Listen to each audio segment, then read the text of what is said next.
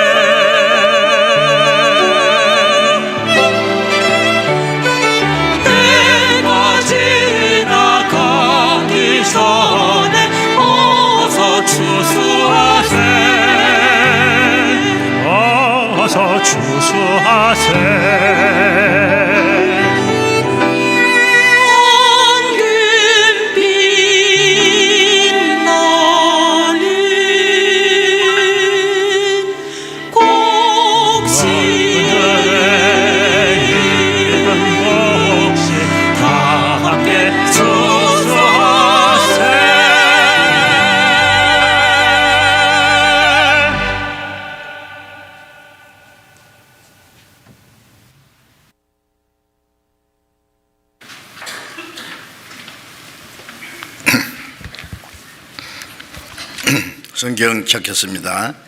갈라디아서 5장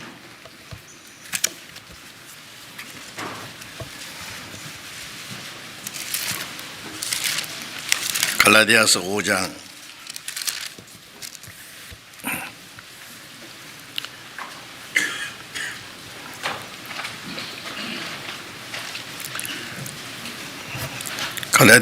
22절부터 24절까지 읽겠습니다.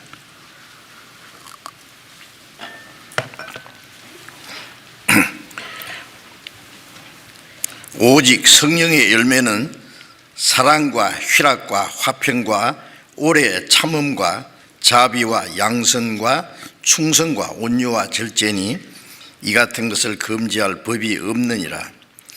그리스도 예수의 사람들은 육체와 함께 그 정과 욕심을 십자가에 못 박았느니라. 여기까지.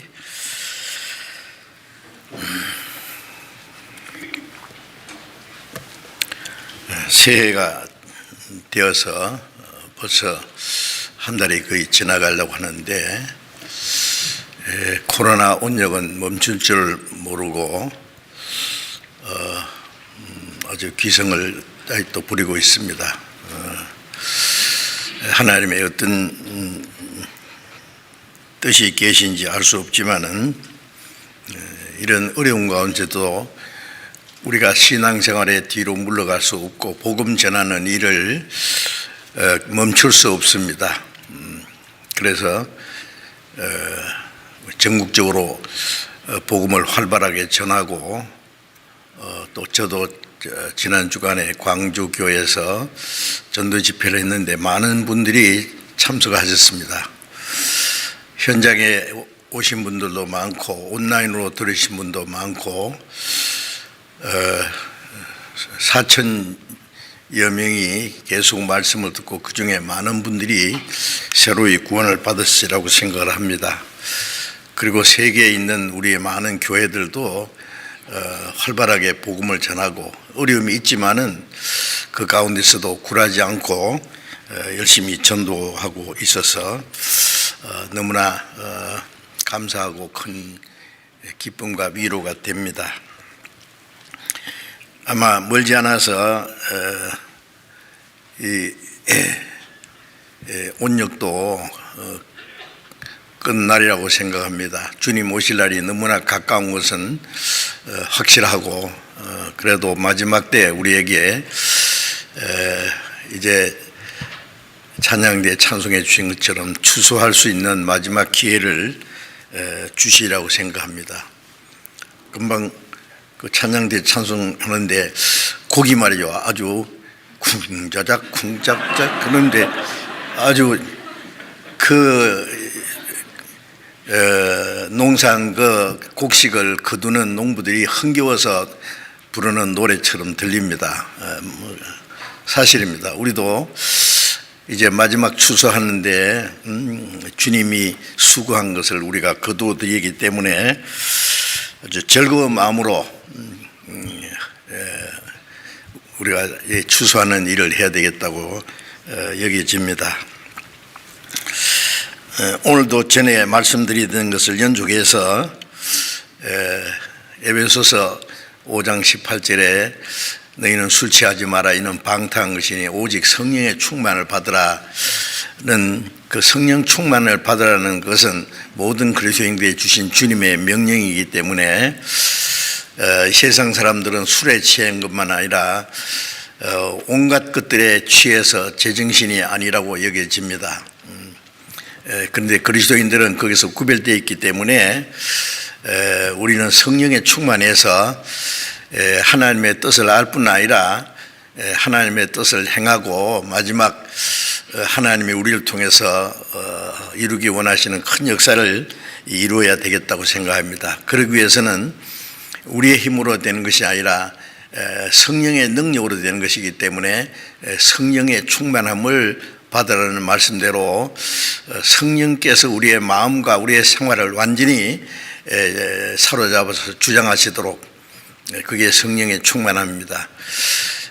그래서 성령의 충만을 받도록 우리가 간절히 기도하고 사모하고 또 성령의 충만을 받기 위해서 우리가 할 수 있는 일을 해야 되겠습니다. 성령의 충만을 받은 결과는 성령의 열매를 맺는 것입니다. 그래서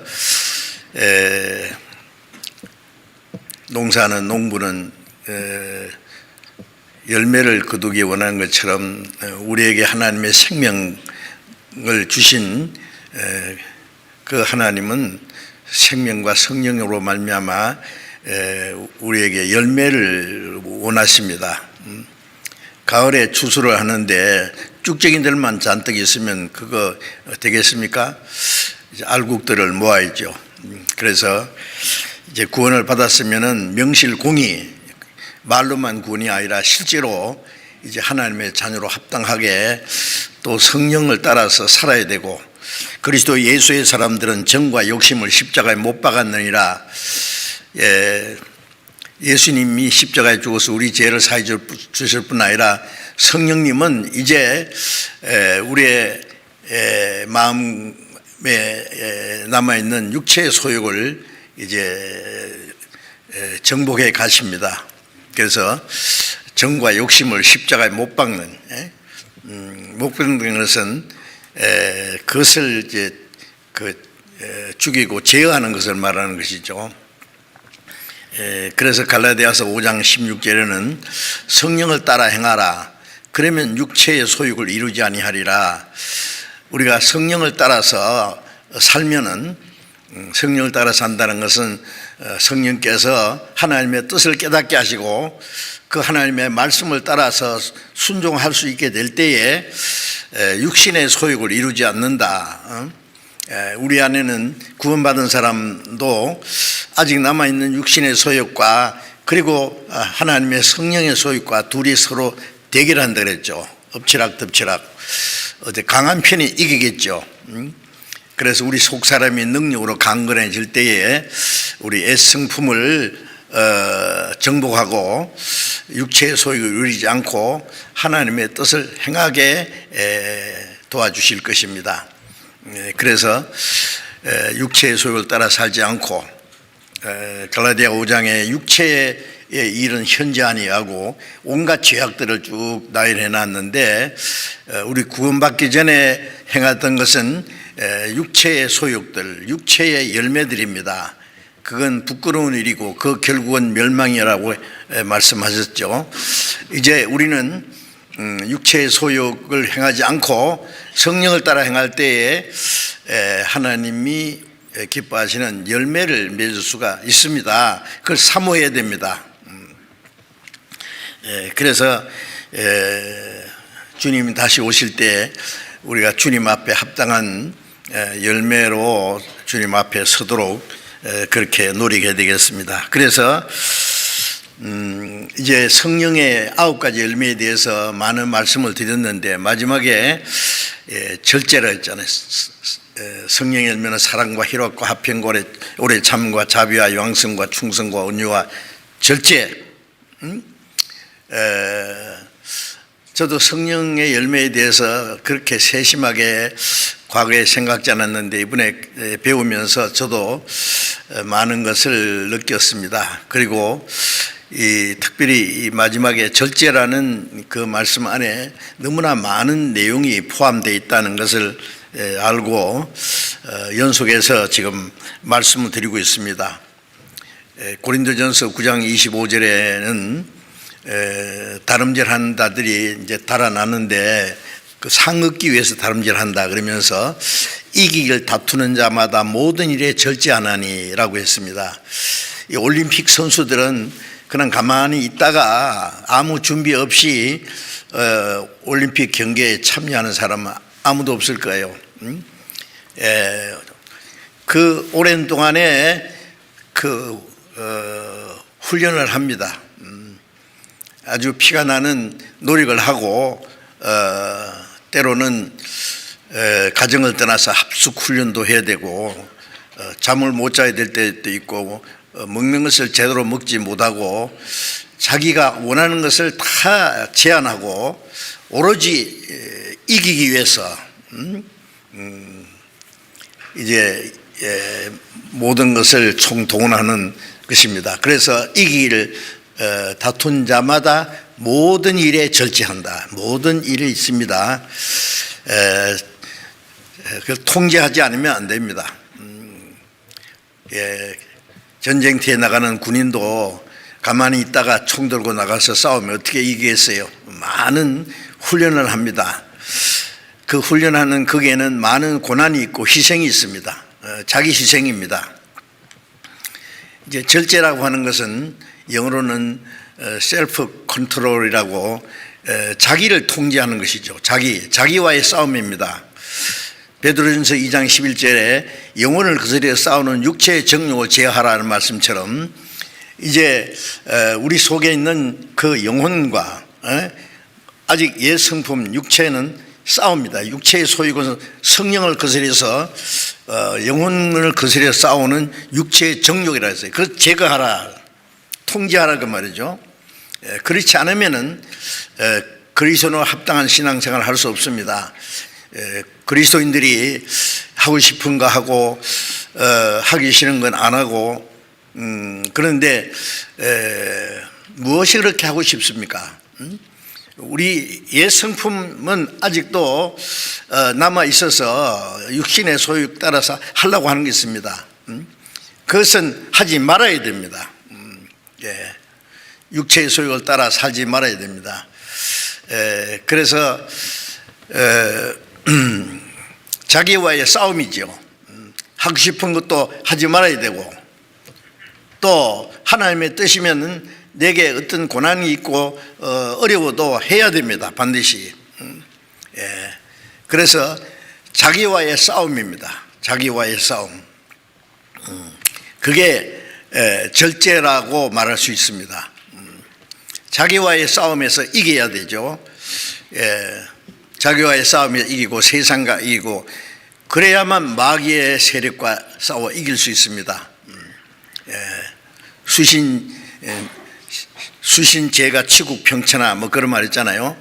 먼저 자기의 마음을 닦고 가정을 다스리고 그리고 나라를 다스리고 이제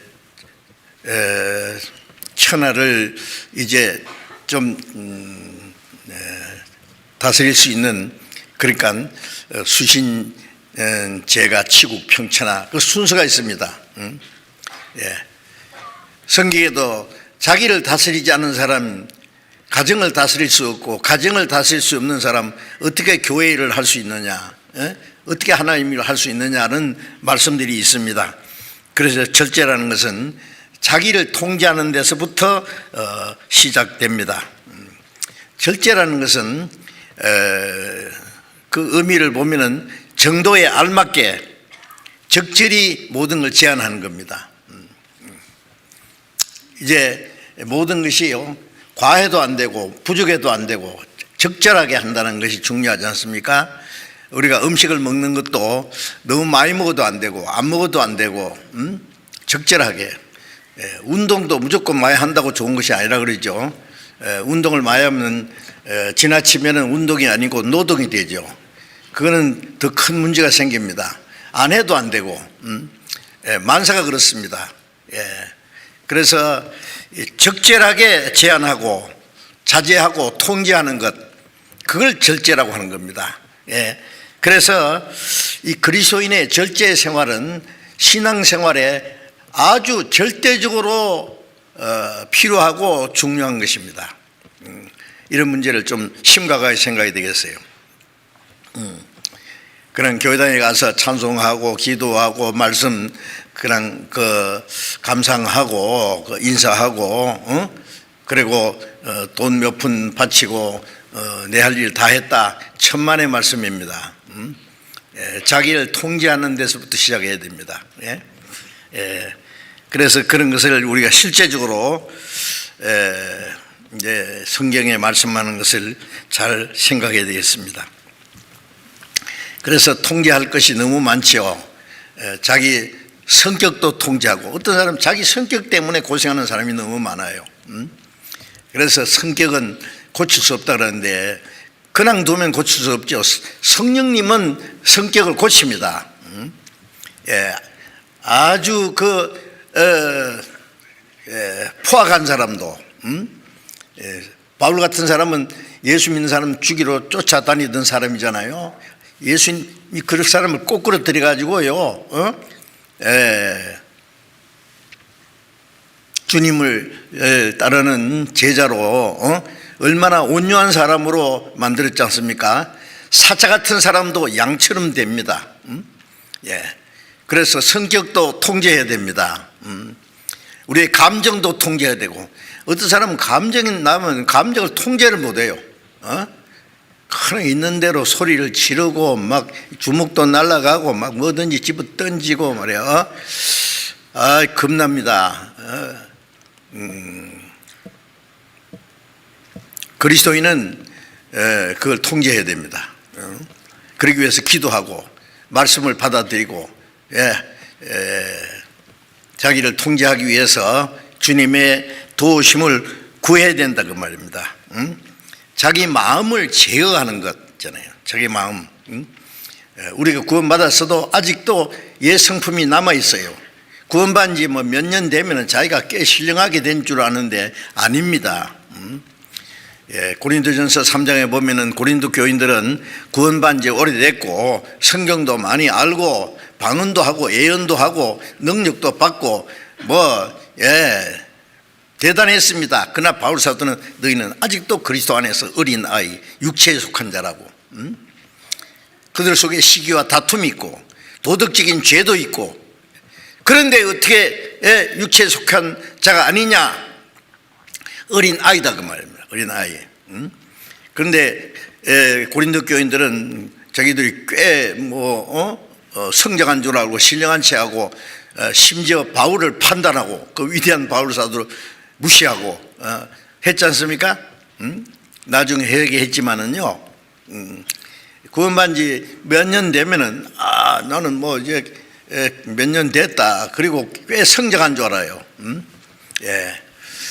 나무는 정상적으로 이제 몇 년이 지나면 자라서 열매도 맺고, 동물도 자동적으로 자라서 새끼도 낳고 하지만은, 우리 육체는 시간이 지나면 자라지만은 우리 속 사람은 그렇게 저절로 안 됩니다. 우리가 계속적으로 하나님의 은혜와 성령의 도우심이 없이는 우리의 속 사람이 성장하지 않습니다. 어떤 사람은 구원받은 지 오래됐다고 하는데 구원받았는지도 문제고, 그리스도인으로서의 그 합당한 생활이 나타나지 않은 거 보면은 글쎄요, 구원을 받았는지, 구원받았어도 아직도 너무나 어린 아이다 그거예요. 그래서 성장한 사람은 자기를 통제할 줄 아는 사람입니다. 잠언 4장을 잠깐 펴보겠습니다.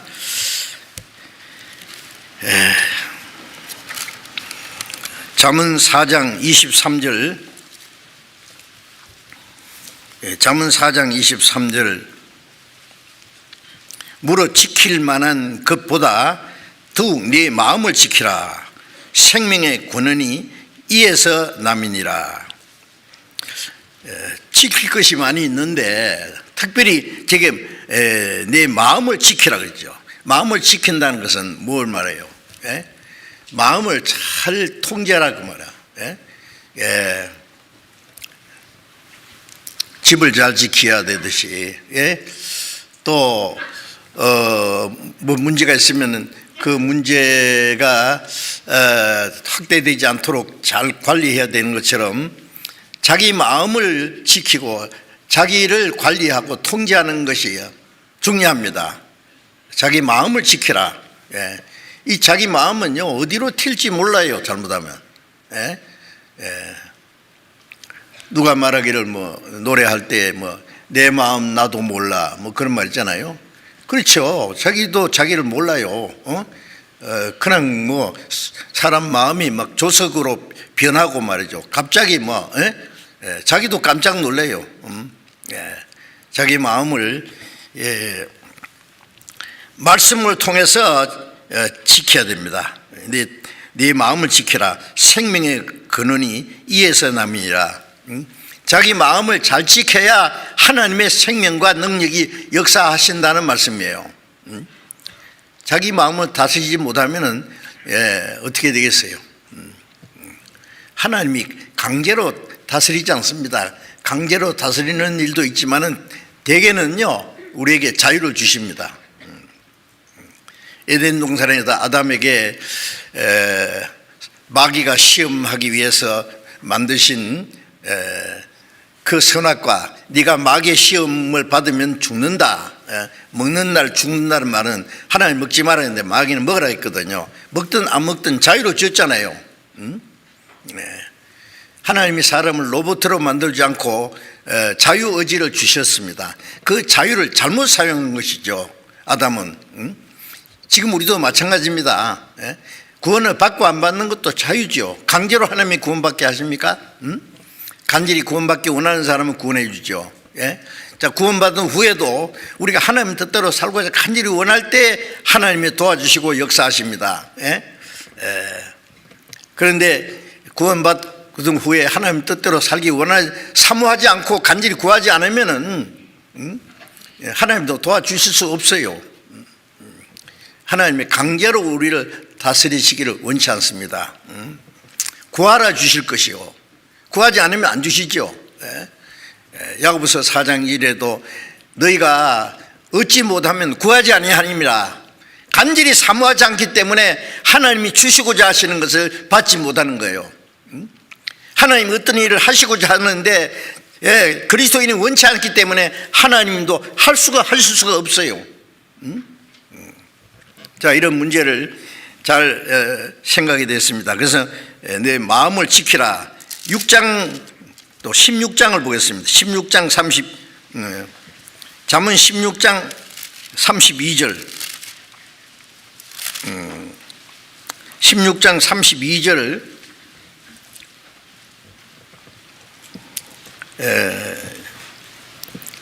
노하기를 더디하는 자는 용사보다 낫고 자기의 마음을 다스리는 자는 성을 빼앗는 자보다 나으니라.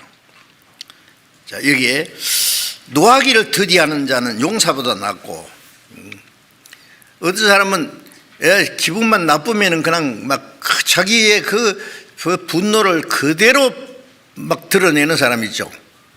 말도 막 못할 말을 함부로 하고 막 주먹도 나갑니다. 엄청난 일을 저질러요. 자기를 통제 못하는 거예요. 그런데 노하기를 더디하는 자는 용사보다 낫고, 상대편을 쳐서 이기는 게 용사인데 먼저 자기를 쳐서 이겨야죠. 용사보다 낫다 그거예요. 상대편을 쳐서 이기는 용사도 자기를 다스리지 못하면 진정한 용사가 아니죠. 우리가 이 성경에서 말씀하는 용사는 상대를 싸워서 이기는 것이 아니라 자기와 싸워서 이겨야 돼요. 보이지 않는 영의 세계 영과 싸우려면 자기와 먼저 싸우면서 이겨야 되죠.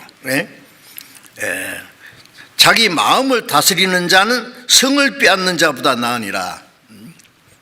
정복하려면 성을 빼앗아야 돼요.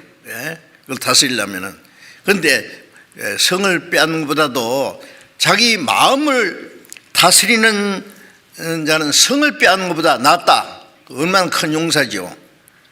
자, 자기 마음을 다스리는 게 그렇게 큰 문제다, 어려운 문제단 말이에요. 중요한 문제단 말이에요. 어떻게 자기 마음을 다스리느냐? 우리가 기도하고 말씀을 사모하고 성령의 도우심을 구해야 됩니다. 자기를 통제하고 자기를 자제하고 하는 것이 절제예요. 어떻게 생각하십니까? 자기 마음을 잘 다스리고 있다고 생각하세요?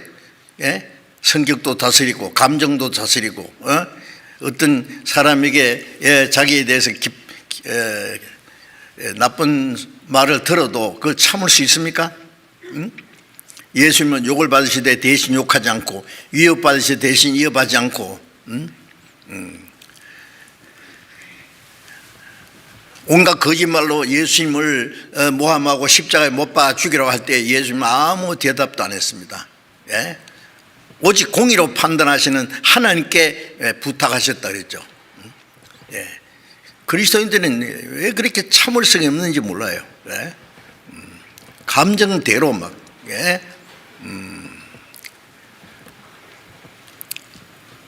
주체를 못해요. 자기 감정을요. 그래서 노하는 것도 통제하고 자기 마음을 잘 다스려야 됩니다. 잠언 25장을 보겠습니다. 25장 28절.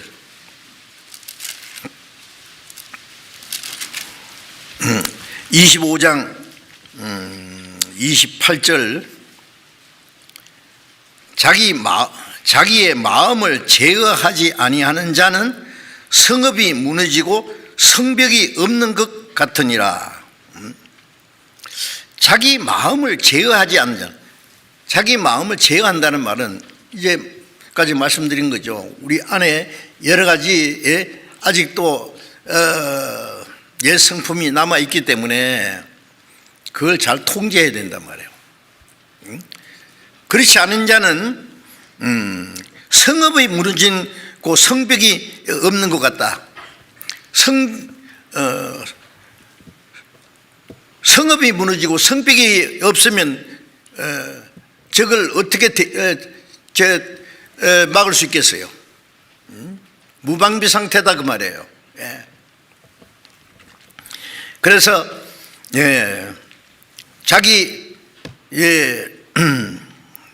자기를 통제하지 못하면은요, 여러 가지 많은 문제가 생기는 겁니다. 절제.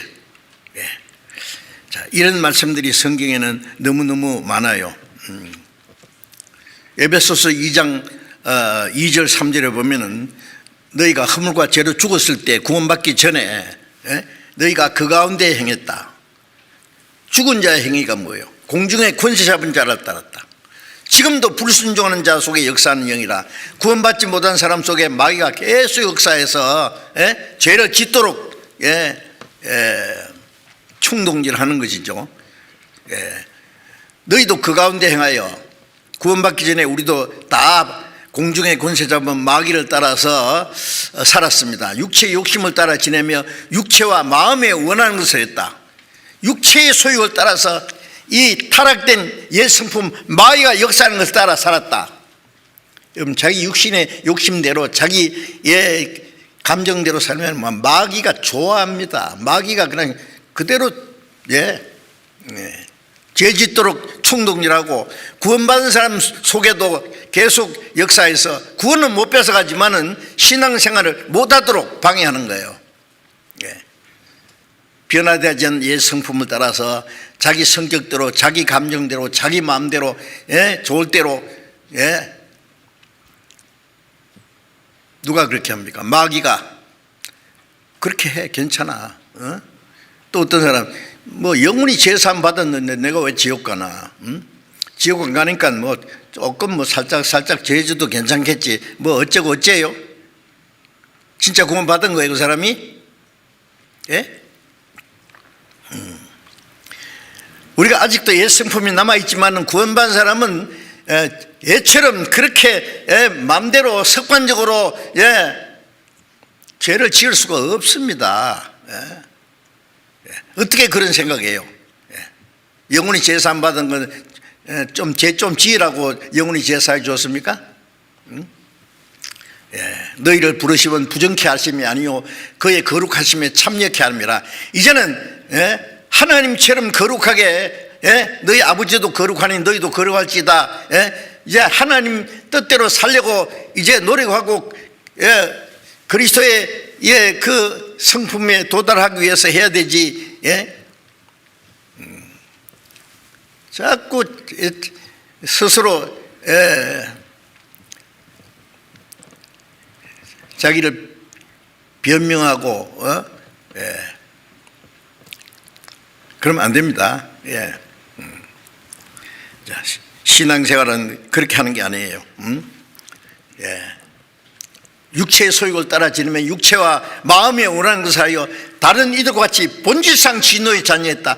그렇게 사는 사람들은 본질상 멸망받을 자식이었어요. 거기서 구별되어 있지 않습니까? 우리는 이제 그래서 이제 자기 욕망도 이제 통제하고 또 교만한 마음도 구원받은 사람이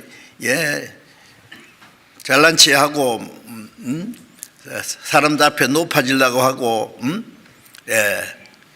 교만한 마음을 가지면 되겠습니까? 나는 마음이 온유하고 겸손하니 나의 멍에를 메고 내게 배우라. 주님은 창조주십니다. 하나님과 동등한 분인데 얼마나 겸손했습니까? 제 아들의 발을 씻겼습니다. 그 더러운 발을 종이 하는 일입니다. 내가 주와 선생이 되어 너희 발을 씻겼은즉 너희도 서로 발을 씻기는 것이 옳으니라. 내가 행한 같이 너희도 행하게 하려 하여 본을 보였노라. 주님이 얼마나 겸손해 본을 보였어요. 제자들도 네가 크냐 내가 크냐 싸웠어요. 예수님이 죽으시고 부활하기 전에 그랬습니다. 주님이 죽으시고 부활하기 전에는 제자들도 아직 구원 못 받았거든요. 예수님이 죽으시고 부활하시고 그들이 그 하나님의 은혜로 구원받은 후에 누가 네가 크냐 내가 크냐 싸운 사람이 어디 있어요? 없습니다. 그들은 오로지 주님을 위해서 죽도록 충성하고 복음을 전했습니다. 그런데 왜 현재 그리스도인들은 아직도 그게 아주 무슨 정당한 것처럼 말이요, 당연한 것처럼 그렇게 여겨야 됩니까? 자기 교만도 좀 통제하고 성욕도 통제하고. 세상 사람들은 막 요즘에 보면요, 그 텔레비에요, 뭐 선생이 제자를 뭐 어떻게 성추행을 했다느니 뭐 자기 부하를 뭐 성폭행을 했다느니 심지어 별별 말하기도 부끄러운 그런 일들이 막 계속 나오잖아요. 발표된 것이지 발표되지 않은 것은 뭐 말도 할 수 없을 겁니다. 전염병처럼요, 코로나가 문제가 아니에요. 그런 죄악이 확 그냥 사람들의 마음을 그냥 썩어 문드러지게 하고 있잖아요. 그리스도인은 거기서 깨끗해야 됩니다. 성적으로 깨끗지 않으면은요, 그 사람이 깨끗하다고 할 수 없어요. 성경의 육체의 소욕 중에요,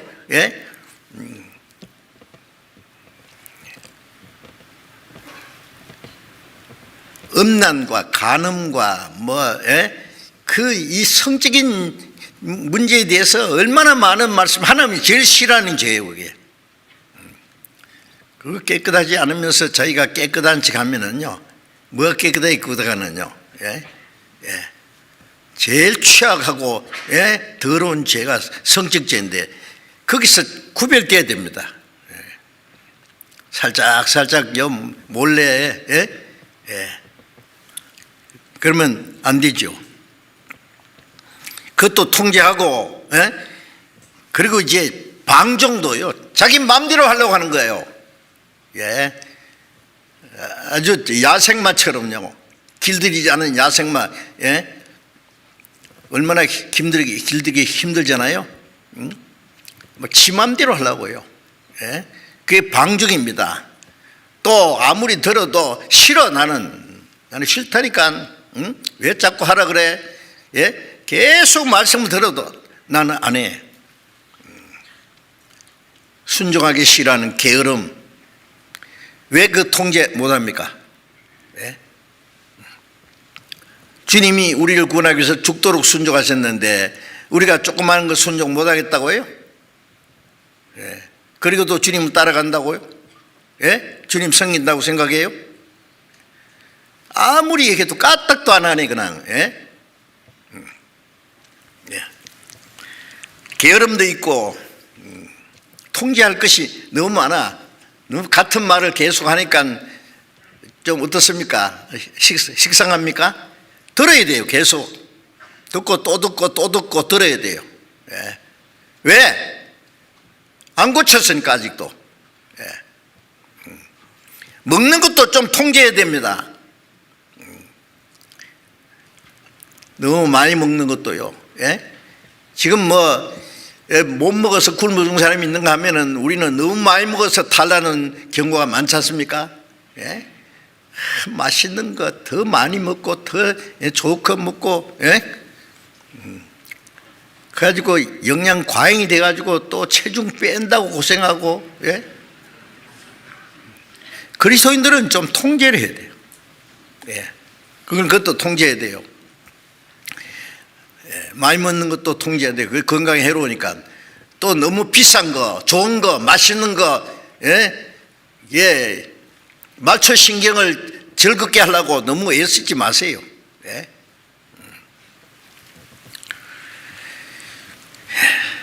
그래서 시각 통제, 말도 통제해야 된다 그랬죠. 예. 하고 싶은 말도 좀 참고. 예. 그래서 야고보서 3장에 이 혀는요 쉬지 않는 악이라고요. 예. 그 불이 지옥에서 나온다고요. 무시무시한 말씀입니다. 이 혀로 얼마나 죄를 많이 짓는지 몰라요. 예. 그리스도인들은 이 혀를 가지고 거짓말도 하면 안 되고 사실 아닌 말을 꾸며서 하면 안 되고 예. 남 나쁘게 하는 말 하지 말아야 되고 더러운 말도 하지 말아야 되고 예? 사람에게 유익을 주는 덕을 주는 유익한 말을 해야 되고 그 하기 위해서 예, 좀 혀도 길들여야 됩니다. 예. 혀는 길들일 사람이 없다는데 성령께서는 우리 혀도 길들입니다. 예. 시간도 아껴야 되고 세월을 아끼라고 했잖아요. 우리에게 주어진 귀중한 시간을 낭비하는 것은 안 됩니다. 자, 우리가 절제해야 될 일이 너무 많아. 아무 생각 없이 막 그냥 자기 편리한 대로 살면 되겠어요, 그게? 그 신앙생활 아닙니다. 통제를 받아야 돼요. 성령께서는 우리를 통제하시기 원하십니다. 여러 가지로. 이제 또 한 가지 중요한 것 지난 시간에도 말씀을 드린 것 같은데 그리스도인이 재물에 대한 절제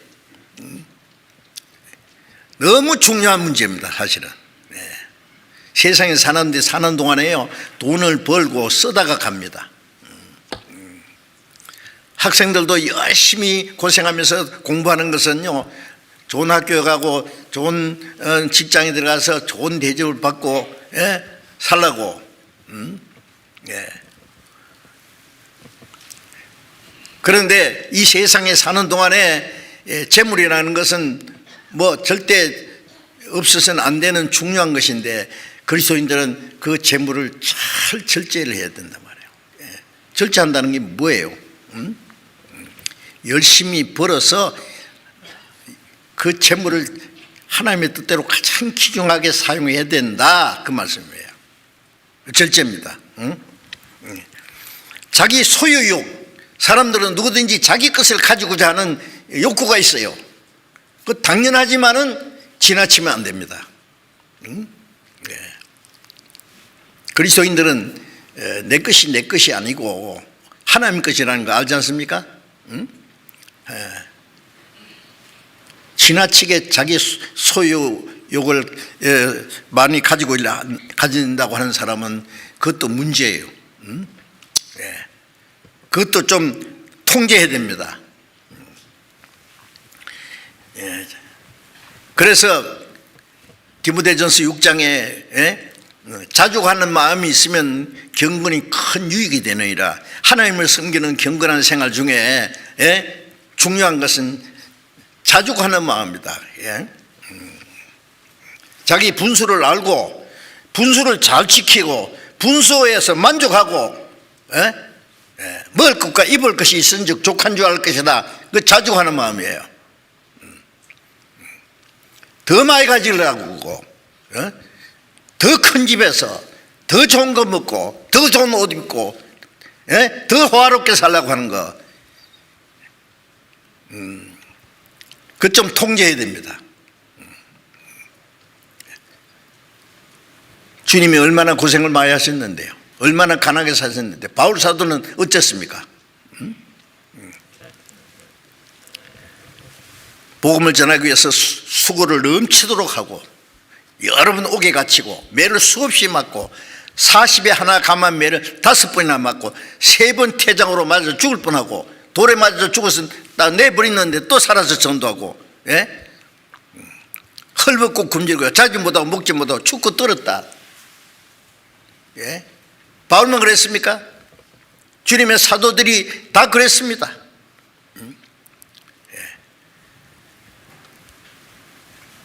우리는 얼마나 잘 살아요 지금. 우리가 전체적으로 보면은요, 이거 제대로 먹지도 못하고 얼마나 어렵게 사는 사람들 보면 수가 얼마나 많은지 모르다. 거기에 비하면 우리는 상위층에 속한다고 할 수 있어요. 그런데 저거보다 더 잘 사는 사람만 자꾸 쳐다봐요. 나보다 더 못 사는 사람보다는 나는 훨씬 낫다고 생각해야 돼요. 가난하든 어쨌든 하나님 내게 주신 것으로 만족하고, 그게 절제입니다. 자꾸 욕심을 가지고 자기의 만족, 자기가 더 만족 얻지 못해서 스스로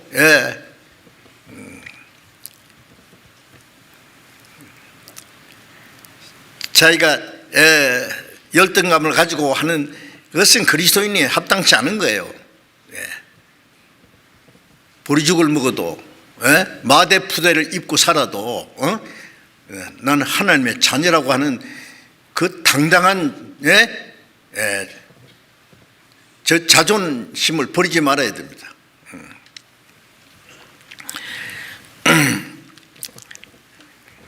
그래서 자족하는 마음, 그것이 이제 절제인데요.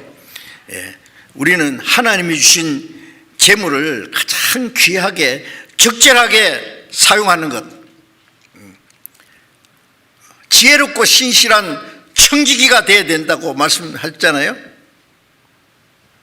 청지기는 주인의 것을 관리하는 관리인이다 그 말이에요. 내 몸도 내 영혼도 내 건강도 젊음도 내게 주신 재능도 내게 있는 모든 재물도 주님이 내게 맡기신 거예요. 나는 그것을 관리하는 청지기에 불과하다 그 말이에요. 주님의 뜻, 주인의 뜻대로 해야지요. 내한테 있다고 내 것이라고 생각합니까? 너희는 너희 것이 아니라 값으로 산 것이 되었으니, 고린도전서 6장 19절 20절에 너희 것이 아니다.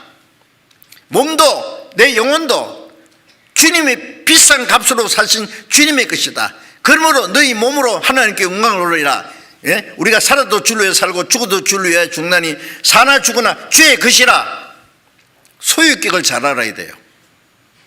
살든지 죽든지 주님의 것이에요. 주님의 뜻이면 살고, 주님의 뜻이면 죽기도 하고, 주님의 뜻이면 이것도 하고 저것도 하고, 주님의 뜻이 아니면 안 하고, 아닙니까?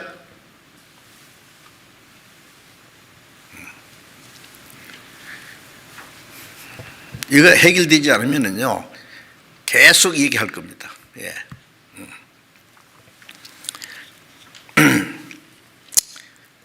신실한 청지기, 예? 신실하고 지혜롭고, 지혜롭다는 건 주인의 뜻을 알고 주인의 뜻대로 잘하는 게 지혜롭고 신실하고, 예, 진실한 정직한 청지기. 주님 오실 때 어떻게 했어요? 나는 정말 지혜롭고 신실한, 예? 청지기 역할을 하고 있는지, 예, 좀 반성해 봐야 될 겁니다. 사무엘상 2장을 잠깐 찾겠습니다. 사무엘상 2장. 사무엘상 2장 7절 보겠습니다.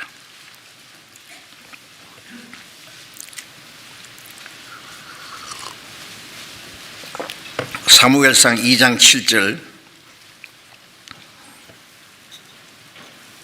여호와는 가난하게도 하시고 부하게도 하시며 낮추기도 하시고 높이기도 하시는도다.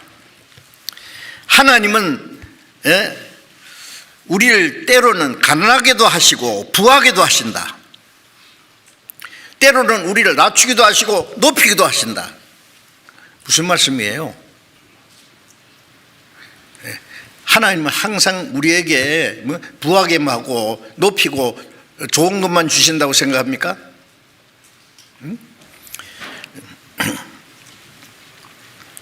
왜 하나님은 그냥 항상 부하게만 하시면 좋은데 가난하게도 하시고 부하게도 하시고 때는 낮추기도 하시고 높이기도 하시고 왜 들었다 놨다 하시느냐고요?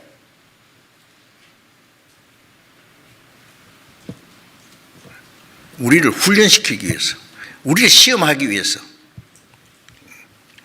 예. 부할 때는 어떻게 사는지, 가난할 때는 어떻게 사는지, 하나님 높이실 때 교만한 마음을 품는지, 낮출 때는 스스로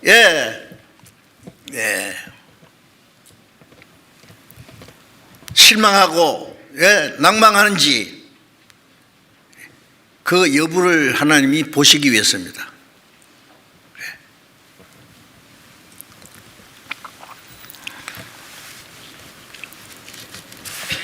또 욥기 1장을 잠깐 펴봅시다. 성경 찾아보는 것이 될 수 있으면 좋겠습니다. 시편 앞에 욥기 1장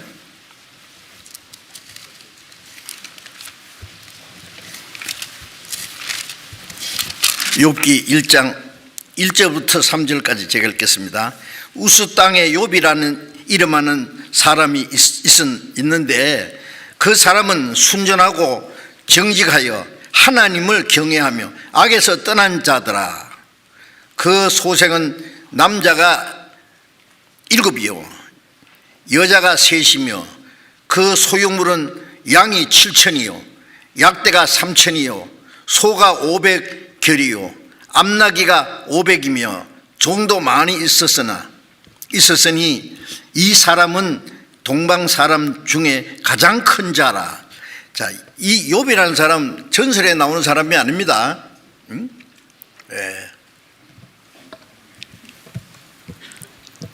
신약에도 욥의 인내를 배웠고, 야고보서 5장에 그랬잖아요. 주께서 주신 결말 보았다. 이 욥이라는 사람은 순전하고 정직하고 하나님을 경외하고 악에서 떠난 자라. 그래서 이 마귀들 앞에서 예수님이 욥을 칭찬하시기도 했지 않습니까? 욥 같은 사람 봤느냐고. 하나님이 욥에게 축복해 주셔서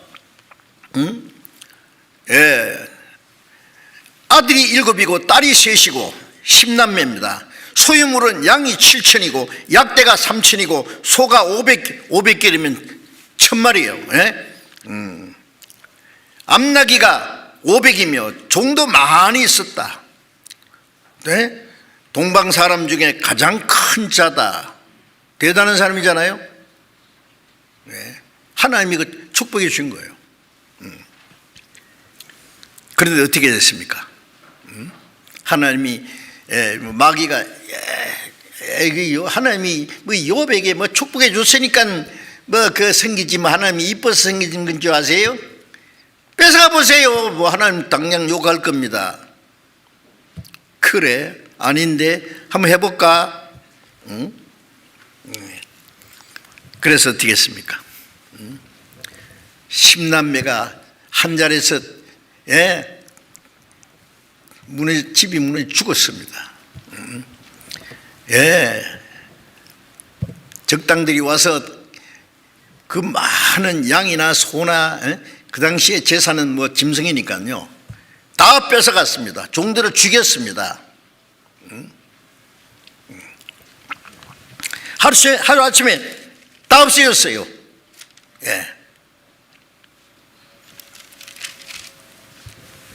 그래도 욥이 주신 자도 하나님이시오 취하신 자도 하나님이시오니 하나님의 이름이 찬송을 받으실지라. 하나님이 원망하지 않았습니다. 하나님이 주셨으니까 하나님이 돌아가셔서 가져가셨는데 무슨 문제냐고. 마귀가 그게 몸이 멀쩡하니까 그렇죠. 육체를 쳐보세요. 그때는 욕할 겁니다. 그래 그럼 생명 건드리지 말고 그것도 해봐. 머리부터 막 온몸에 말이죠 발끝까지 막 창질이 생겨가지고요 기와장으로 덕덕 끓으면서 너무 괴로워서 생일을 저주했지만 하나님이 저주하지 않았습니다. 욥의 부인은 뭐라 그랬어요? 하나님 욕하고 죽으라고 악담을 하고. 자 얼마나 처참한 모습입니까? 욥이 죄가 있어 그렇습니까? 아니에요. 왜 그렇습니까?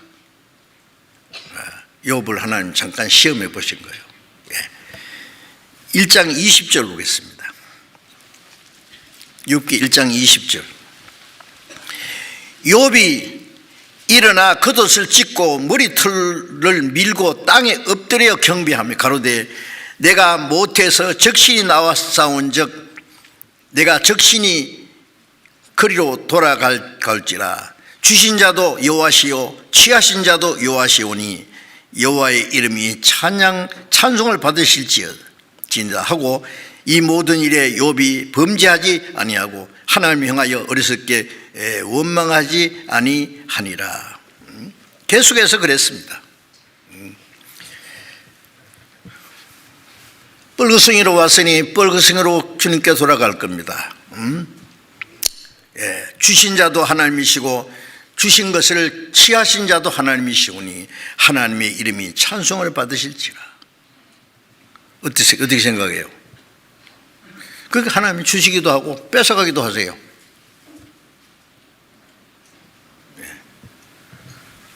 지금도 하나님이 그렇게 하실 거예요.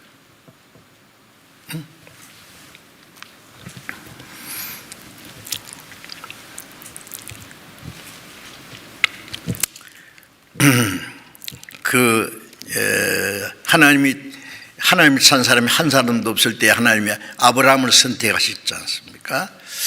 그리고 아브라함에게 네 아비 집을 떠나 내 본토 친척 아비 집을 떠나 내가 네게 지시할 땅으로 가라. 너로 큰 민족을 이루고 복의 근원이 되게 할지라. 하나님이 아브라함에게 말씀하셨고 축복을 약속했습니다. 아브라함이 하나님 말씀대로 조상 때부터 살던 갈대아 우르를 떠나서 가나안 땅으로 갔습니다. 가서 무슨 일이 생겼어요? 잘 먹고 잘 살았습니까? 창세기 12장을 잠깐 보겠습니다.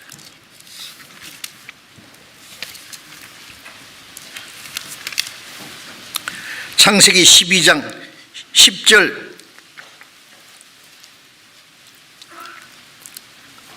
10절부터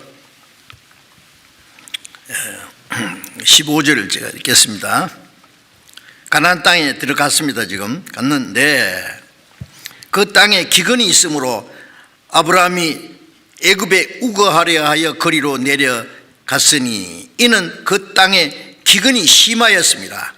그가 애굽에 가까이 이를 때에 그 안에 살아들어 말하되 나 알기에 그대는 아리따운 여인이라. 애굽 사람이 그대를 볼 때에 이르되 이는 그의 아니라 하고 나는 죽이고 그대는 살리리니 원컨대 그대는 나의 누이라 하라. 그리하면 내가 그대로 인하여 안전하고 내 목숨이 그대로 인하여 보전하겠노라 하니라. 아브라함이 애굽에 이르렀을 때에 애굽 사람들이 그 여인의 심히 아리따움을 보았고 바로의 대신들도 그를 보고 바로 앞에 칭찬함으로 그 여인을 바로의 궁으로 취하여 드린지라. 자, 여기에 가나안 땅에 갔는데 가자마자 그 땅에 기근이 있었습니다. 기근이 심했다 그랬어요. 흉년이 들었어요. 이거 어떻게 된 거예요? 가나안 땅에 가라고 해놓고 하나님 가나안 땅에 기근이 들게 했어요.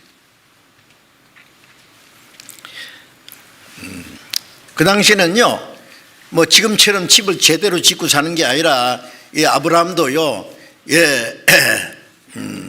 장막에 텐트를 쳐놓고 이동식입니다. 그때는 그렇게 많이 살았던 것 같아요. 그래서 뭐 간단하게 흉년을 피해서 뭐 좀 더 나은 곳으로, 애굽은 아무리 흉년이 들어도 나일강 때문에 풍요로움이 있거든요. 그래서 애굽에 내려갔어요. 내려가면서 이 아브라함의 아내 사라가 특별히 좀 미모가 뛰어난 것 같아요. 그리고 애국 사람들은 좀 까무잡잡하고 이 사라는 얼굴도 하얗고 이쁘게 생겼어요. 아브라함이 문제가 생겼어요.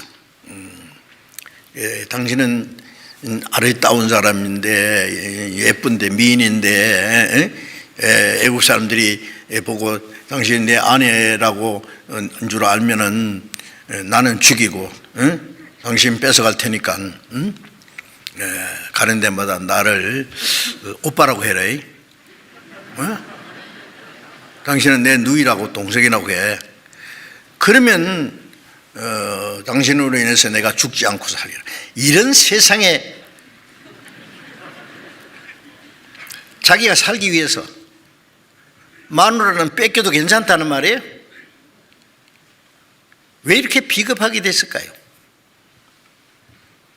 하마터면은 사례를요 뺏길 뻔했잖아요. 애굽에 바로 뺏길 뻔했어요. 하나님이 막아주지 않았으면은. 이거 어떻게 된 거예요? 일단 하나님이 가나안 땅에 가렸으면은 거기에 머물면서 하나님께 기도해야지요. 이게 하나님 도와주세요. 하나님께 한 번 기도도 안 하고 물어보도 안 하고 이제 흉년을 피해서 자기 수단 방법으로 그것도 자기 살기 위해서 비겁하게. 물론 하나님이 아브라함을 통해서 하실 일이기 때문에 그걸 막아서 무사히 지났지만은 그 후유증이 또 계속 있었습니다. 자, 어쨌든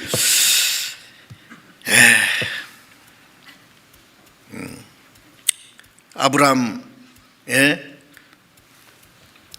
하나님의 첫 시험에 아브라함이 실패한 거예요. 가나안 땅에 가라고 했으면요 하나님이 책임질 텐데, 하나님이 너 흉년 피해서 애굽으로 내려가라고 말씀했으면 몰라도 아무 말씀 없는데 일단 가나안에 갔으면 기다려야 될 거 아니에요. 굶어 죽도록 내버려 두겠어요?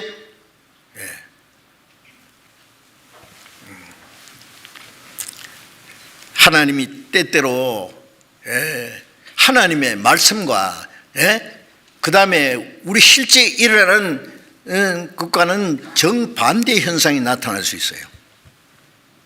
나는 하나님 말씀대로 사는데 왜 이렇게 어려움이 있냐? 왜 고난이 있냐? 내가 하는 일은 일일이 안 되느냐? 하나님이 같이 안 계시지 그러냐? 하나님 말씀대로 살았으면 딱 그 자리에서 지켜야 돼요. 어렵든지 말든지. 살든지 죽든지. 예? 예. 하나님 말씀보다 자기가 더 지혜롭다고 생각해요? 그때 이제 수단 방법이 나오고 자기 꾀도 나오고 비겁한 방법도 사용하고 이제 그렇게 됩니다.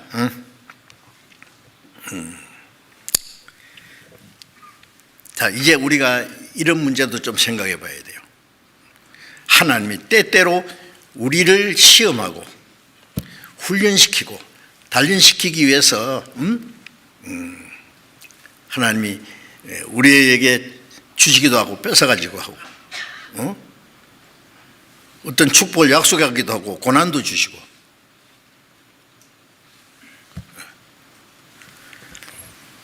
신명기 보겠습니다. 신명기 8장.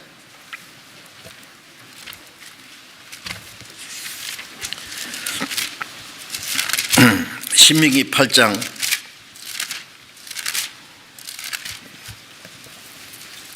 274페이지 신명기 8장 2절 3절을 봅니다. 네 하나님 여호와께서 이 40년 동안에 너로 광야의 길을 걷게 하신 것을 기억하라.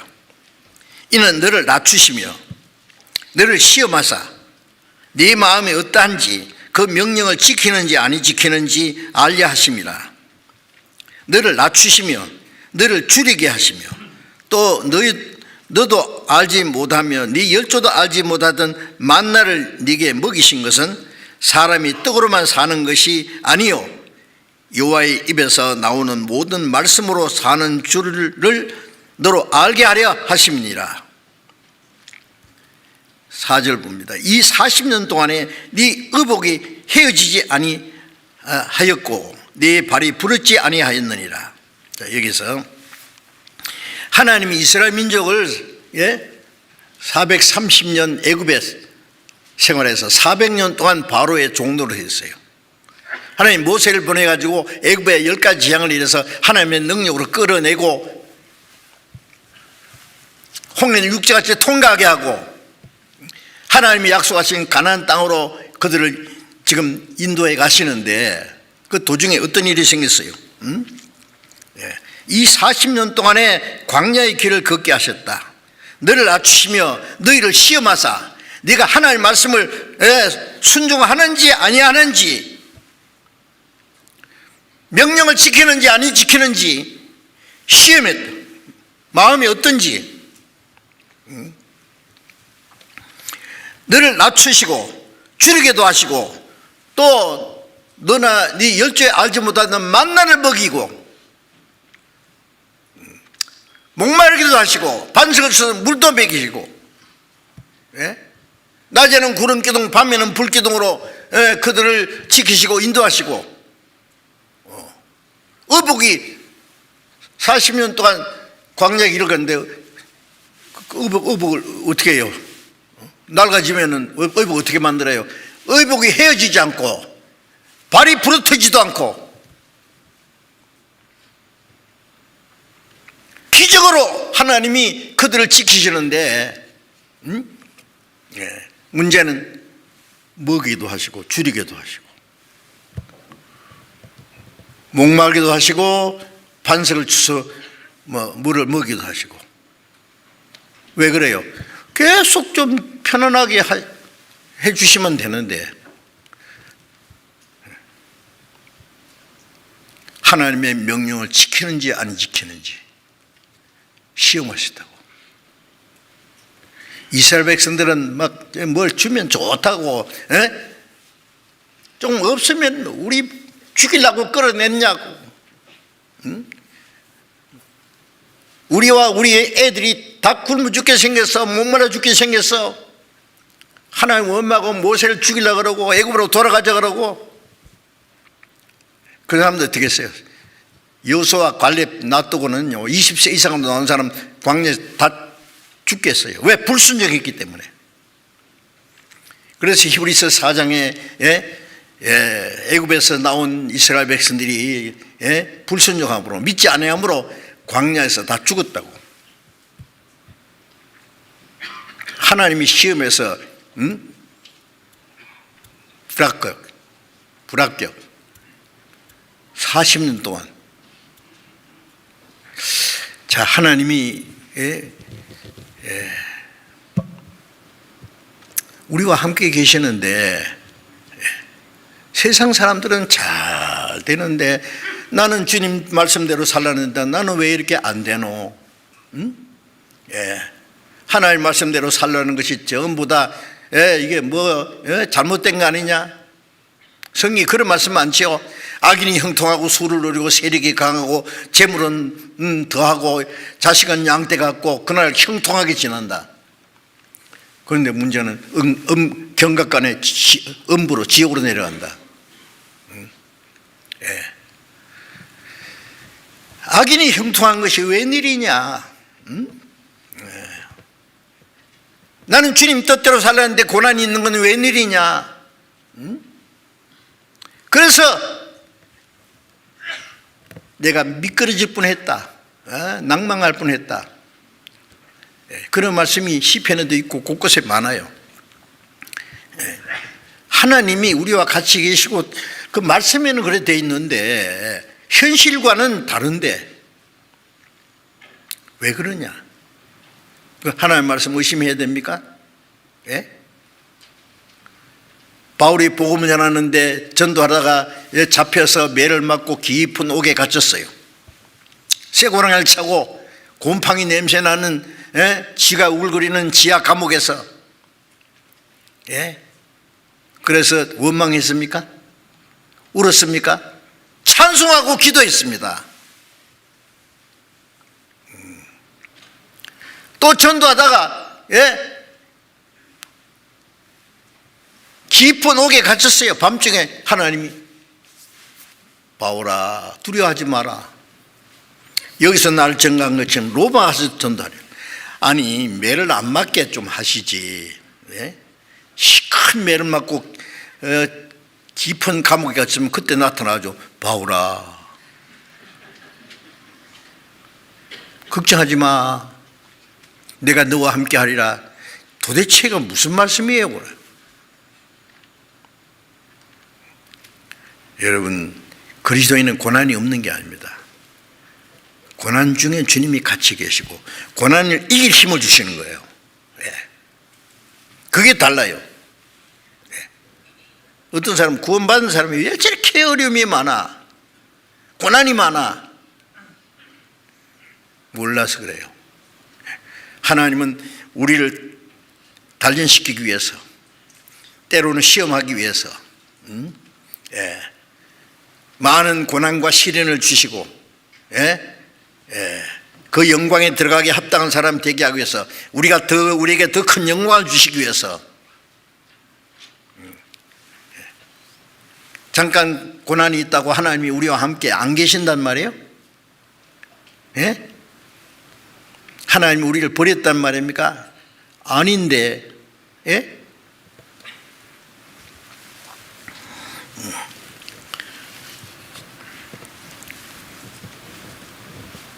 편안하고 좀 잘 되면 하나님이 축복받다고 좋다고 하고 좀 안 되면 하나님 나를 버렸습니까? 그러고 우리 마음이 정말 너무나 간사해요. 보면 당장 눈에 있는 것만 보고 우리가 믿음으로 행하고 보는 것으로 하지 않습니다. 바울 사도의 생애를 보세요. 주님이 같이 계시고 능력이 같이 계셨는데 그의 일생은 고난과 시련과 헐벗과 굶주림이 연속이었어요. 마지막 목 잘려 죽었어요. 바울은 최고의 영광으로 생각했습니다. 그것이. 바울이 받은 은혜가 너무 커서 신약 성경 14권을 기록했지 않습니까? 삼층천에 갔다 왔어요. 사람이 과히 할 수 없는 말을 들었어요. 조금 얘기하다가 말았어요. 사람이 지나치게 생각할까 봐. 바울이 받은 은혜가 너무 커서 교만할까 봐 바울의 몸에 가시를 주었다고. 병이입니다. 병. 가시는 아프기만 하지 죽진 않아.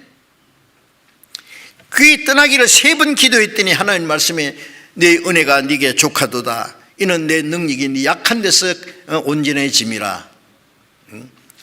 바울이 너무 큰 은혜를 받아 교만할까 봐 가시를 줬어요. 그래서 바울 사도가 그래서 내 약한 것과 환난과 궁핍을 기뻐한다. 이는 주님의 능력이 내게 머물게 하려 함이라.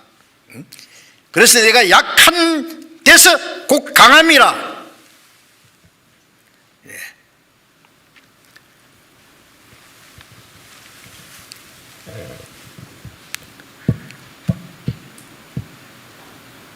교만하면은, 자만에 빠지면은 하나님의 능력이 떠나는 수가 있어요.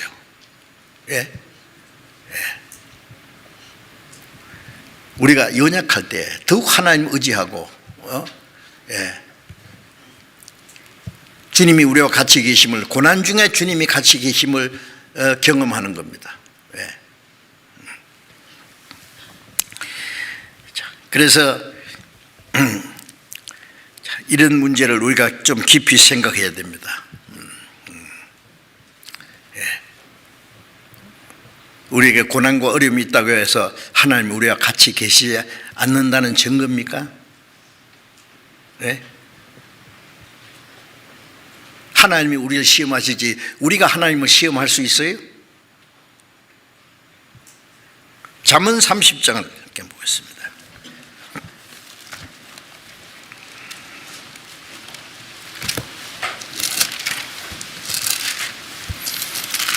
잠언 30장 7절로 9절을 보겠습니다. 잠언 30장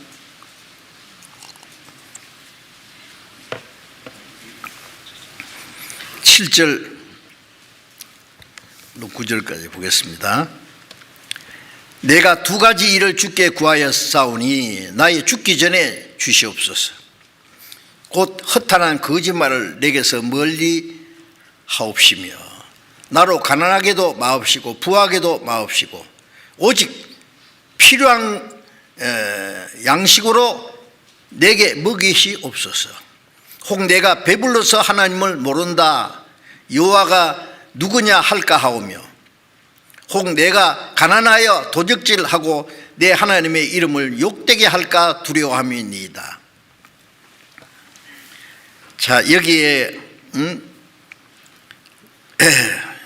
기록된 이 말씀은요, 그 야게의 아들 아굴의 자문이라고 했는데 하나님께 기도했습니다. 하나님, 내가 두 가지 일을 하나님께 구했습니다. 죽기 전에 주십시오. 참 특별한 이게 기도예요. 죽기 전에 꼭 두 가지만 이거 좀 들어달라는 거예요. 뭐냐? 첫째, 허탄한 거짓말을 내게서 멀리하게 하옵시고. 참 사람 자기도 모르게 거짓말을 하고 자기를 변명하고 그런 게 있죠. 그런데 그 허탄한 거짓말을 쓸데없는 거짓말을 멀리하게 해주시고 가난하게도 마옵시고 부하게도 마옵시고 필요한 양식으로 내게 먹이시옵소서. 좀 특별하지 않습니까? 부하게 주십시오. 부하게요. 가난하지 않게 해주시오 해야 되는데 가난하게도 마옵시고 부하게도 마옵시고 내게 필요한 것으로 먹이시옵소서. 예수님이 가르친 기도와 같죠. 일용할 양식을 주옵시고. 왜요? 이스라엘 백성이 매일같이 만나를 아침에 거둬서 먹듯이 매일매일 내게 필요한 양식을 주십시오.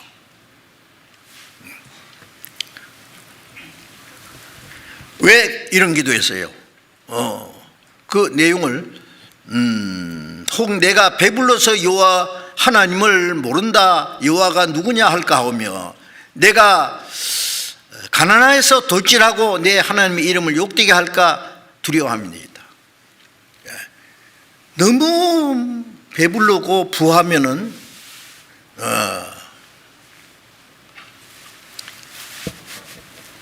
스스로 자만에 빠져가지고 하나님이 누구냐, 하나님 없이도 뭐 모든 게 잘 되네 그럴까 봐 두려워한다 그래요. 자기 만족에 빠질까 봐. 아닌 게 아니라 부하면은요 하나님 의지하지 않습니다. 그런 경우가 많습니다. 부하면 자기가 잘해서 부한 줄 알아요. 그래서 하나님 의지하지 않고 자기의 수단 방법을 더 의지합니다. 가난해서 내가 돌질해서 하나님의 이름을 욕되게 할까 합니다. 이 기도의 내용을 얼른 보면 이해가 안 돼요. 그런데 이 기도하는 사람의 마음은 심각합니다.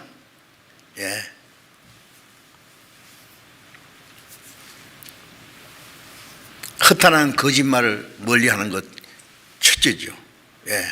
그 다음에 부에서 하나님을 의지하는 믿음이 없을까 합니다. 가난해서 내가 비겁하게 그것 때문에 또 거짓말을 할까? 양심을 속이고 도둑질할까? 하나님 이름을 욕되게 할까? 하여튼 그래서 부하기도 마옵시고 가난하게 마옵시고 꼭 필요한 것만 주십시오. 일용할 양식만. 어떻게 해요?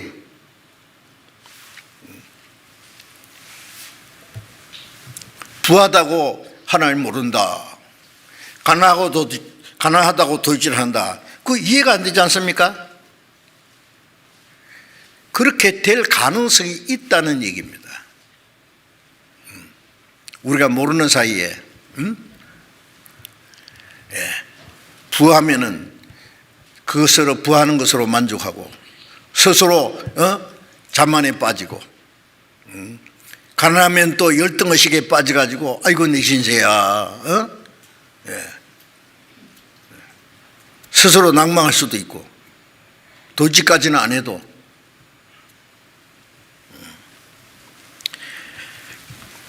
우리는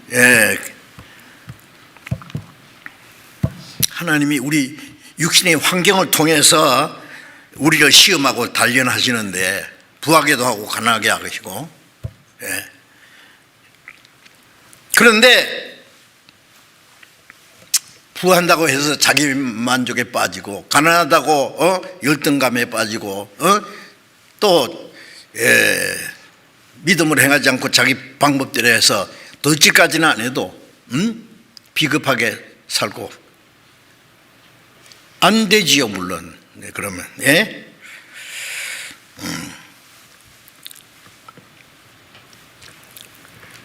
부할 때에도 주님으로 만족하고 육신은 그것으로 만족하지 않고 주님 의지하고 그 부한 걸 하나님께 돌리고 자만이 빠지지 않고 가난해도 주님 한 분으로 만족하고 주님 의지하는 방법 배우고 그러면 되잖아요. 아까 전도서 암송할 때 그 말씀이 있대요. 전도서 7장 잠언 다음에 전도서 있습니다.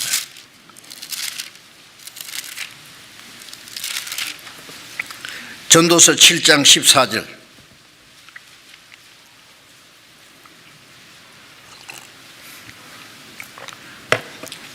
(7장 14절입니다) 형통한 날에는 기뻐하고 공고한 날에는 생각하라.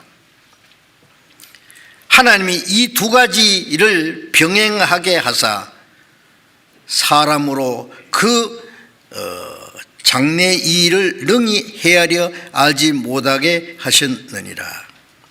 여기에 형통한 날에는 기뻐하고 공고한 날에는 생각하라.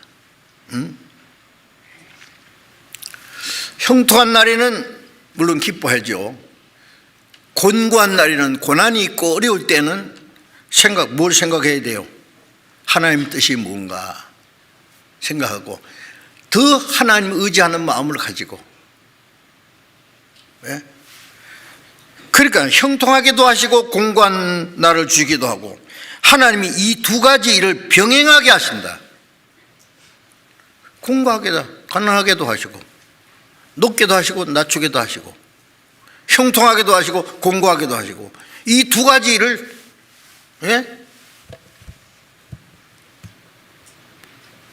병행하시게 한다. 때때로 그런 일이 있습니다. 부한 사람 부한대로 또 고난이 있을 수 있고, 가난한 사람은 가난한 대로 또 주님의 위로가 있을 수 있고, 그게 뭐 부하든지 가난하든지 그게 큰 문제입니까? 그게 높아지든지 낮아지든지 그게 뭐 우리 마음을 왔다 갔다 하게 합니까? 하나님의 뭘 의지하는 마음을 병케 할 수 있습니까? 그렇기 때문에 마음이 왔다 갔다 한다면 그거는요 진정한 믿음이 아니에요. 욥은 그것을 잘 견뎌서 마지막에 하나님이 배나 축복해 주셨다 그랬는데, 주님의 일꾼들, 선지자들, 사도들 다 그런 시련을 잘 견뎠습니다.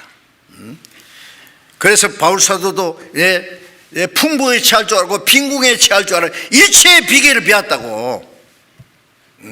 배고플 때도 배부를 때도 주님 의지하는 그 방법을 배웠다. 그 비결을 배웠다. 비결이에요. 그 비결.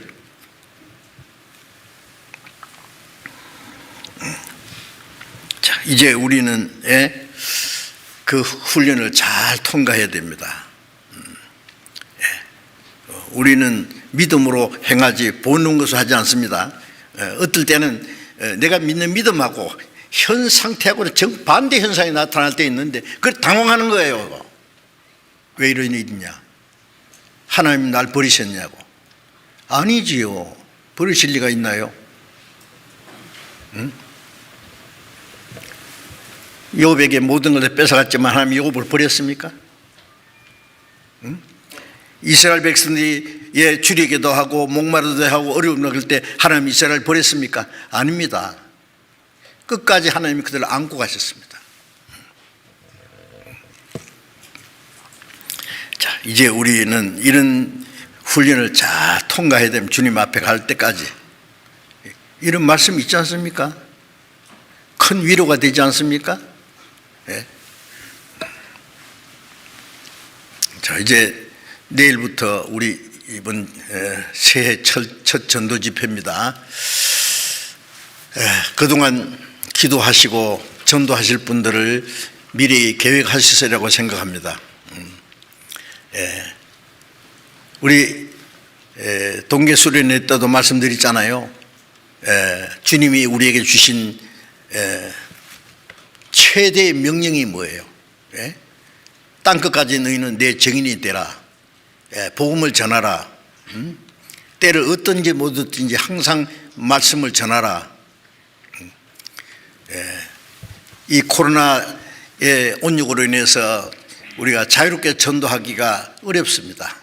그래도 우리는 해야 됩니다. 우리가 할 수 있는 최선의 방법을 다해서 복음 전도는 그리스도인이 해야 될 최대의 사명이에요. 지상 최대의 사명, 이 지구상에서 최대의 사명이라보다도 하나님 우리에게 주신 최고의 명령이다 그 말이에요. 우리 그리스도인의 삶의 목적입니다. 그것이. 목적 이러면 어떻게 해요? 길을 가는 사람이 가다가 내가 어디 가고 있지 지금? 목적지 잃어버리면 방황하겠죠. 가서 끼우 저기 가서 끼우. 목적이 분명한 사람은 빠른 시일 내에 목적에 달성하기 위해서 부단히 움직여야 되겠죠. 우리 목적 잃어버리면 안 됩니다. 그리스도인이 죽지 못해 살아요? 미련이 있어 살아요? 내가 뭘 하고 싶은 일이 성공하기 위해서 살아요? 아니죠. 이것도 저것도 아니고 주님이 우리의 생명이 되시고 우리에게 영원한 소망을 주셨고 우리의 삶의 목적을 주셨고 주님이 우리와 같이 계셔서 우리를 도와주십니다. 이번에 열심히 전도합시다. 금년이 마지막이 될 수도 있어요. 지금 지구상에 일어나는 모든 사건들 보면은요, 세상에 얼마 남지 않은 것이 너무나 확실해요. 정말 금년에 끝날지도 모릅니다. 전쟁은 언제든지 일어날 수 있어요. 그리고 지구상에 일어나는 모든 일들, 그리고 지금 코로나라는 온역도 마지막 때에 주님이 오실 날이 너무 가까웠다는 걸 우리에게 실제로 보여주시는 거 아닙니까? 과거에 이런 일이 어디 있었어요? 그래도 정신이 최대의 사람이 누구예요? 그리스도인이에요. 세상 사람은 이게 뭔지 몰라요 지금. 자, 이제 이번에 최선을 다해서 전도해서 기도하고 간절히 우리에게 주어진 물질도요, 복음 전하는데 써야 됩니다. 우리 자신을 위해서 쓰는 것은 최대한 자제하고, 복음을 위해서 더 많은 걸 투자하고, 우리 시간도, 우리의 모든 것도, 필요하면 목숨까지 바칠 필요는 없죠. 지금 우리가 박해 시대가 아닌데, 근데 세계적으로 목숨을 바쳐야 될 때도 있어요. 지금도 목숨을 못 바쳐도 시간도 물질도 우리의 마음도 정성도 바쳐서 해야 될 거 아닙니까? 그래서 이번에도 많은 영혼이 구원받음으로 하나님께 큰 기쁨과 영광이 되도록 그렇게 협조해 주시기 부탁합니다. 기도하겠습니다. 자비로우신 우리 아버지 하나님, 하나님이 작정하신 이 마지막 시대에 우리를 구원해 주시고 우리를 세상에서 거룩하게 구별해 주시고 우리의 연약함을 도와주시고 남은 생에 하나님의 뜻과 영광을 위해서 살 수 있도록 주님의 성령으로 말씀으로 우리를 지키시고 인도해 주시는 은혜 감사합니다. 우리 각 사람 주님의 은혜와 말씀과 능력의 손길로 더욱 붙들어 주시고 주님을 따라가는 걸음이 실족하지 않도록 멀잖아 다시 오시는 주님 영광 앞에 부끄럼이 없이 설 수 있도록 우리 모두를 다스려 주시옵소서. 어떤 고난과 시련 중에서도 주님만 의지하고 주님의 말씀에 순종하는 생활을 할 수 있게 해 주옵소서. 다음 주간에 열리는 이번 전도 집회에 주님이 친히 역사하셔서 많은 영혼이 구원받게 주님이 도와주시고 이 일을 위해서 우리 형제 자매들 모두 주님 뜻대로 귀하게 사용해 주셔서 하나님 원하시는 거룩한 역사를 능히 이루게 해 주시옵소서. 우리 주 예수님 이름으로 기도드렸습니다. 아멘.